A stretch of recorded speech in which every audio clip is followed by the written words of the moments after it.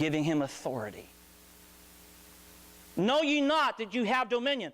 We say, Lord, I'm struggling in this area. And God says, if you turn it to me, you give it to me. I'll help you. I'll help you overcome. First, you've got to know what God's done in your life and the reason why He did it, that you are made for a purpose. Second, you need to understand the relationship that you have with your old man and your new, and that what you feed or what you present to the old man, which one you favor, that's going to affect your stability in your Christian life. Number 3, you need to recognize that you have dominion now. You've been given the opportunity to overcome. And then verse 16, and we'll close. It says, know ye not that to whom you yield yourselves servants to obey, his servants ye are to whom you obey, whether of sin unto death or of obedience unto righteousness. And Paul writes of the Romans, look what he says of them in verse 17. But God be thanked that ye were the servants of sin, but ye have obeyed from the heart that form of doctrine which was delivered unto you, being then made free from sin, ye became the servants of righteousness. No servant of sin will ever serve God. Only servants of righteousness. Now, I don't know about you, but I struggle with obedience. Even today. We all have people that we have to be obedient to. One of the ones I struggle with most is being obedient to police officers. I am a police chaplain. It's called the speed limit. Don't look at me with unashamed faces, okay? I don't think any of us in this room like to be told what to do. But here's something that a lot of people really despise. We don't like to feel like we're being controlled.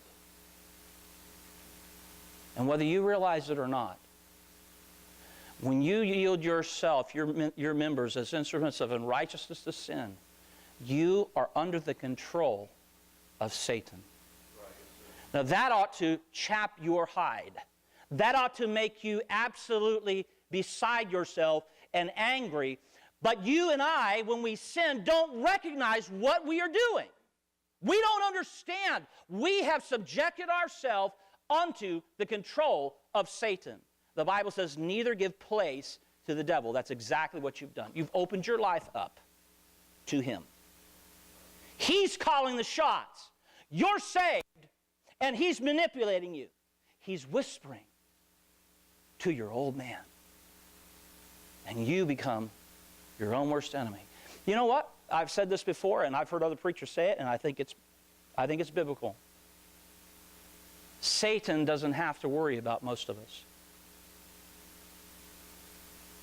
All he has to do is just manipulate a little bit. Just talk to our flesh a little bit. And then he goes to the next one, and the next one, and the next one. The ones that he worries about most are those who are serving, obeying unto righteousness. Those are the ones he's worried about. Hast thou considered my servant Job? Oh yeah, I know who he is. He knew exactly who Job was. He knew who Jesus was. So how do you know that? Because he tried to kill him through Herod. Jesus was driven into the wilderness. Who showed up? Satan. And he did everything he could. It was futile. It was foolish. Trying to tempt Jesus. Well, just jump off the pinnacle of the temple. Do you think Jesus was going to do that? I mean, really. Well, turn these stones into bread. Do you think he needed that? No. This is the most ridiculous of all. All these things will I give you if you'll just fall down and worship me. And Jesus is probably looking at him like, I own it all. Why do you, what? Satan has become the biggest fool of all. But what ought to make you mad, and what ought to drive you, and what ought to motivate you, is that the thought that he would even have control of you should anger you. Because he's done absolutely nothing for you. He has fought you all the way, tooth and nail, to ruin you. He's fought you personally. He's fought your marriage. He's fought your husband. He's fought your wife. He's fought your kids. He's fought your grandkids. He's fighting every day. And he's relentless. So why would we consider turning our members over to him? Ever. We shouldn't. But we do.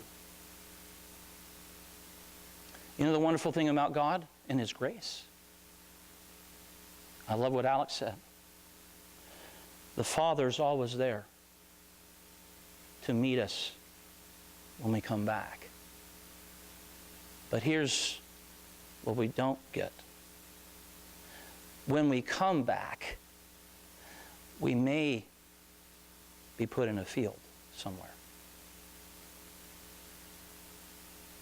And that you can't control.